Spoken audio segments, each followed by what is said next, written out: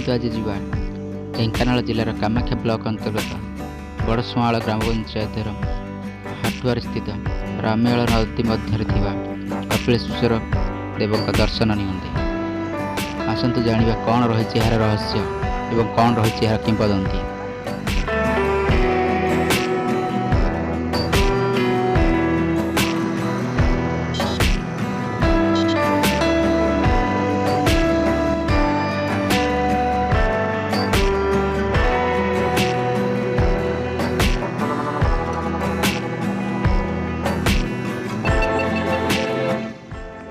आसी पहुँची जाइछु रामेल नदी निकट में जो अच्छा श्री श्री बाबा कपिलेश्वर महादेव कहुए यह द्वादश शताब्दी सर्वपुरातन मंदिर। आसतु जानिबा कौन रही यार किंवदंती।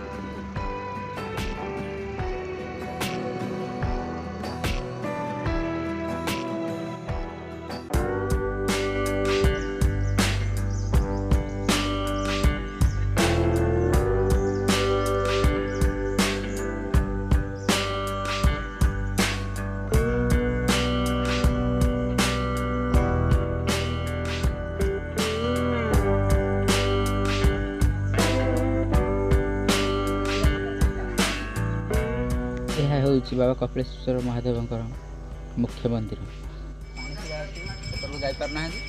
आमर ये बर्तमान चली पूजा देखुं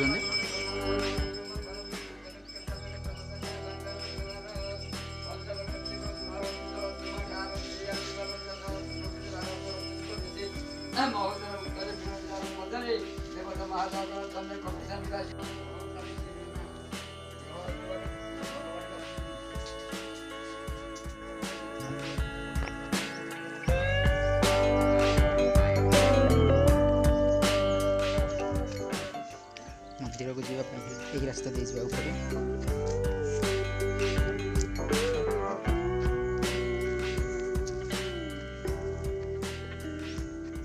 पानी भीतर दे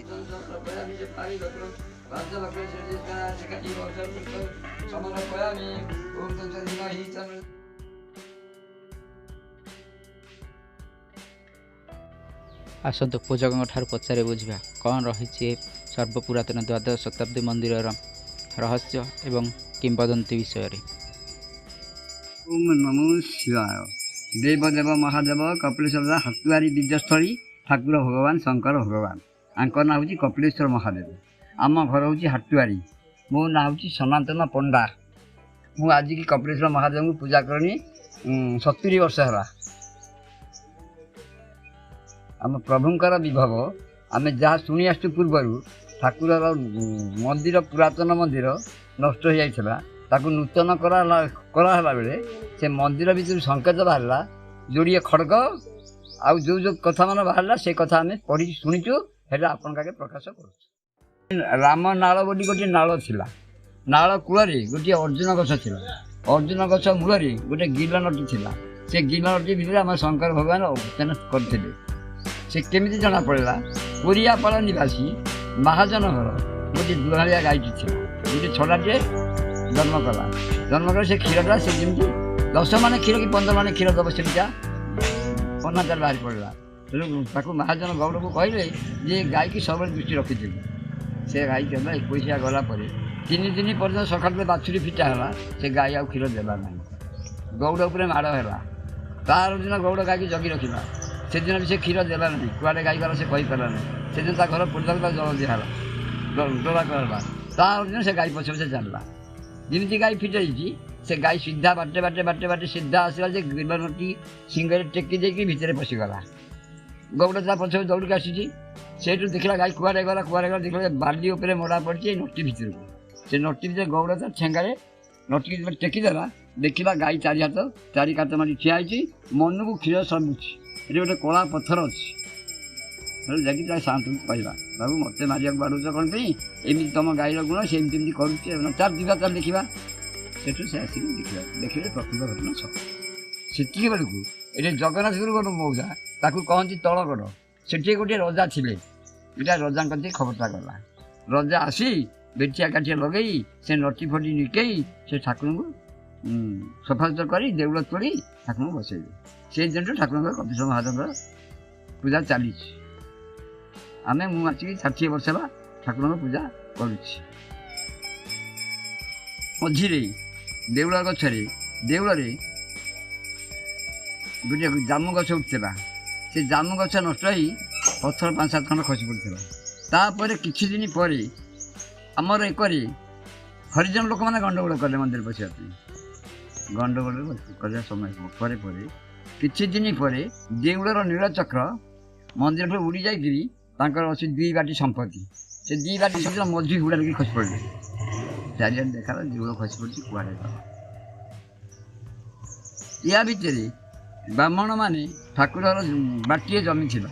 ଯେଉଁ ପୂଜକ ବ୍ରାହ୍ମଣ 4 ଜଣ ଥିଲେ। ଏ ପୂଜକ ବ୍ରାହ୍ମଣ 4 ଜଣ ଖାଆନ୍ତି।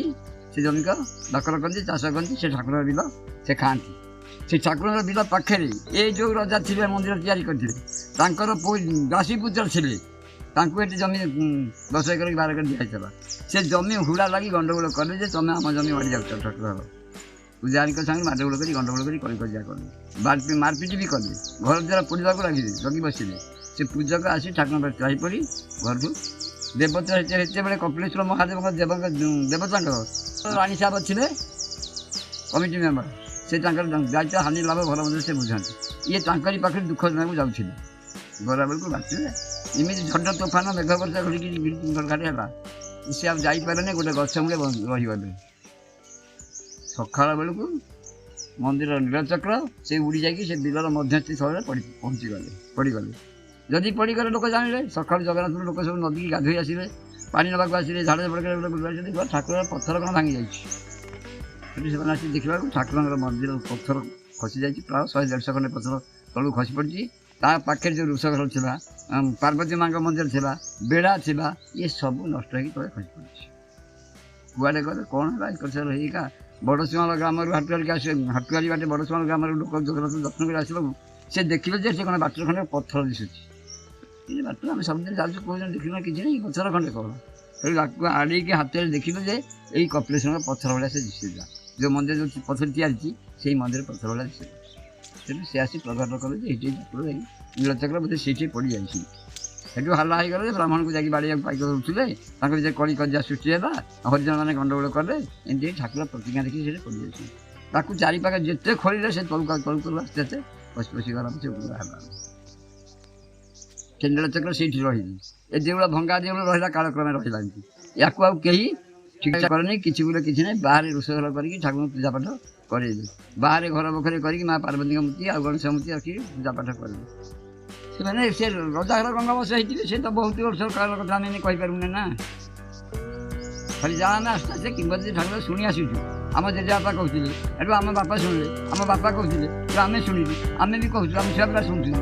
ଏମିତି ଘଟଣା ଜଗନ୍ନାଥ କଥା ତଳଗଡ଼ରେ ଯେଉଁ ରଜା ଥିଲେ ସେତିକିବେଳେ କାମ ହେଇଥିଲା।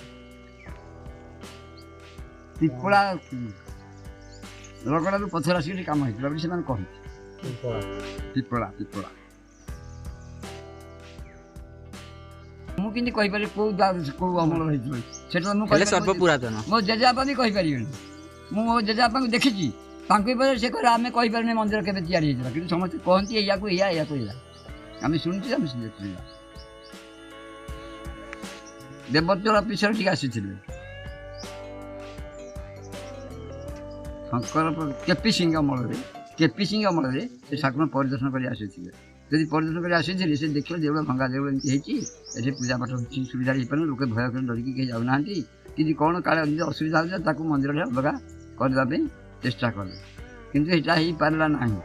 ତେଣୁ ସେ ସେଠାକୁ ନିରସ୍ତ ହୋଇ ସେ ମନ୍ଦିର ଚାରିକରେ ନଈ ନଷ୍ଟ କରିଦେବ, କାଳେ ବାଲି ପଡ଼ିଯିବ, ଇଏ ବସେଇବ, ବହୁତ ପଥର ଚାରିକରେ ବସେଇ ତାକୁ ଗୋଟେ ମେଜିଆ କରିକି ରଖି ପୂଜାପାଠ ହେବ। ୟା ପରେ ଫେର୍ ଆମର ଏଣ୍ଡାମେଣ୍ଟ ଅଫିସର ଭୁବନେଶ୍ୱର ସେ କହିଲେ ଯେ ଆମ ଦାୟିତ୍ୱରେ ବାହାର ସବୁ ନେବି, ଆମେ ଦେବୋତ୍ତର ଅଫିସରୁ ଛାଡ଼ିଦିଅ। ସେ ତାପରେ କିଛି ଦିନ ପରେ ଭୁବନେଶ୍ୱରରୁ ଇଞ୍ଜିନିୟର ଉଭୟେଶ୍ୱର ସବୁ ଆସି ଦେଖାଦେଖି ଚାରିକର କଲେ। ଚାରିକର ଦେଖାଦେଖି କରିକି ସେ ଆଉ କିଛି ଠିକ୍ କରିପାରିଲେନି। ଖାଲି ଗୋଟେ ବାଲି ବସ୍ତା ପ୍ରାୟ 1000-2000 ଆଣିକି ମନ୍ଦିର ଚାରିକର ଗଦେଇ ଦେଇଗଲେ। ବାଲି ବସ୍ତା ଆଜ୍ଞା କେତେ ଦିନ ରହିଲେ, ସେ କେତେ ଦିନ ପରେ ସେ ଗଲା ବାରି, ଲୋକଙ୍କର ଭୟ ଗୋଟେ ଆସି ପହଞ୍ଚିଲା। ତାପରେ ସେ କେପି ସିଂ ଦ୍ୱାରା ଦେବୋତ୍ତର ଅଫିସରରେ କୁହାବଲା କରିବା ପରେ ସେ ତାଙ୍କ ମିସ୍ତ୍ରୀ ପଠେଇକି ଦେଉଳକୁ ଆସି ପୁନରୁଦ୍ଧାର କଲେ। ଦେଉଳ ପଥର ଲୁହାକୁ ଲୁହା କୁଶି ଭଳିଆ ଦେଇକି ଦେଉଳ ତିଆରି ହେଇଥିଲା। ଇଏ ସେମିତି କରିକି ମଧ୍ୟସ୍ଥଳୀ ପର୍ଯ୍ୟନ୍ତ ଦେଉଳ ଯେଉଁ ପର୍ଯ୍ୟନ୍ତ ଭାଙ୍ଗି ଯାଇଛି ସେଇ ପର୍ଯ୍ୟନ୍ତ ପଥର ସବୁ ଫିଟେଇ ଦେଲେ ପଦା ଫେରେ ପୁନର ଆଉ ଥରେ ବାରି ସିମେଣ୍ଟ ଦେଇକି ସେ ପଥର ବସେଇ କରିଛନ୍ତି। ତାଙ୍କୁ ଡ୍ୟୁଟି ଦିଆହେଇଥିଲା ଯେ ସେ ଆସିକି ପ୍ରତ୍ୟେକ ପାଖ ମନ୍ଦିର ଫନ୍ଦିର କେଉଁଠି ଅଛି ନାଳ ଫାଳ କେଉଁଠି ଅଛି ତାକୁ ସମାଜ କରିବା ସେ ଆସିଲେ ଡ୍ୟୁଟି।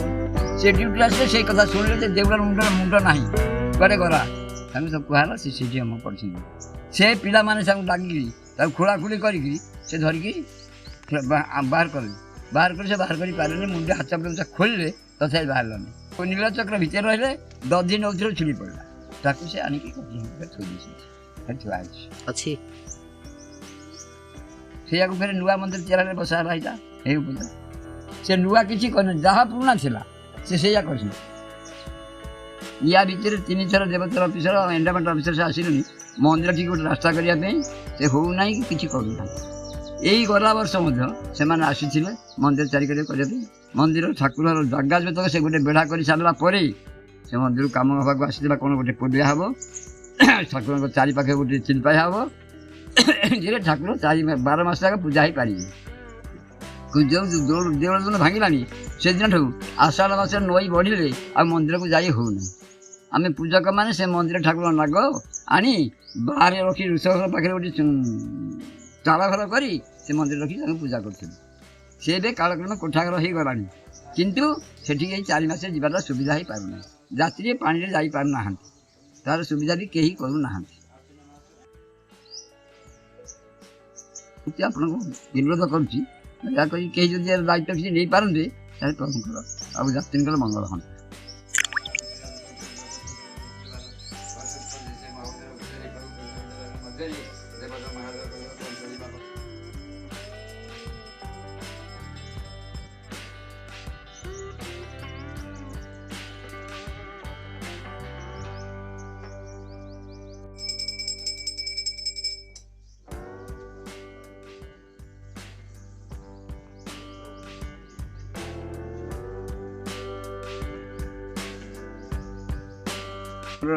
କପିଳେଶ୍ୱର ମହାଦେବଙ୍କ ପାଖରେ ଯାତ୍ରୀ ବେଶୀ ହୁଅନ୍ତି କେବଳ ଶିବରାତ୍ରି ଦିନ। ପ୍ରାୟ 5000 ମଣିଷ ହୁଅନ୍ତି। ଆଉ ସକାଳୁ ସନ୍ଧ୍ୟା ପର୍ଯ୍ୟନ୍ତ 4 ପ୍ରହର ଧୂପ ହୁଏ, 4ଟା ଅଭିଷେକ ହୁଏ। ଆଜି 8ଟାଠୁ କାଲି ସକାଳ ପର୍ଯ୍ୟନ୍ତ ସୂର୍ଯ୍ୟ ଉଦୟ ପର୍ଯ୍ୟନ୍ତ ଯାତ୍ରୀ ସବୁ ହୁଅନ୍ତି। ଆଉ ରାତିରେ ତ ଭୋଜି ଭାତ ହୁଏ, ସକାଳୁ ସନ୍ଧ୍ୟା ଖାଇକି ଘର ଯାଆନ୍ତି। ଆଉ କାର୍ତ୍ତିକ ପୂର୍ଣ୍ଣମୀ ଦିନ ବହୁତ ଯାତ୍ରୀ ହୁଅନ୍ତି, କିନ୍ତୁ ସେମାନେ ସନ୍ଧ୍ୟା ପୂର୍ବରୁ ଦର୍ଶନ କରିକି ପଳାନ୍ତି। ରାତି ଘଡ଼ିକୁ ଆସିକିରି ବାଲିଯାତ୍ରା କ'ଣ ଏଇଟା ଦୀପଦାନ କରି ଠାକୁର ପାଖରେ ଦର୍ଶନ କରି ଏକର ବୁଲାବୁଲି କରି ପର୍ବପର୍ବାଣୀ କରି ଖେଳଖେଳି କରି 4ଟା ଭିତରେ ବିଦାୟ ହେଉଛି। 4ଟା ବେଳକୁ ସଫା ହେଇଯାଏ। ଏଇ 2ଟା ପର୍ବ ବେଶୀ ଆମର ହୁଅନ୍ତି। ଆଉ ଶ୍ରାବଣ ସୋମବାର ତ ଆଜିକାଲି ଚାରିଆଡ଼େ ହେଉଛନ୍ତି, ଆମର ବି ଶ୍ରାବଣ ସୋମବାରରେ ଗୁଡ଼ିଏ ଲୋକ ଯାତ୍ରୀ ଯିବା ଆସିବା କରନ୍ତି। ମନ୍ଦିର ଦୋଳ ପୂର୍ଣ୍ଣିମା ଦିନ ହରହରି ମିଳନ ହୁଏ। ଏଠି ମଧ୍ୟ 300-400 ଲୋକ ଆସିକି ପହଞ୍ଚନ୍ତି। କଙ୍ଗେଇଲ, କଞ୍ଚିଆ, କୁରିଆପାଳ, ଜଗନ୍ନାଥପୁର, କନ୍ତାରିପାଟ, ଶିଆଳିମାଳିଆ, ହାଟୁଆରି, ସୁଆଳ ପ୍ରାୟ 8 ଖଣ୍ଡ ମୌଜା ଲୋକ, ପ୍ରାୟ ଅଧିକାଂଶ ଲୋକ ଆସିକି ପର୍ବପର୍ବାଣି ଯୋଗ ଦିଅନ୍ତି।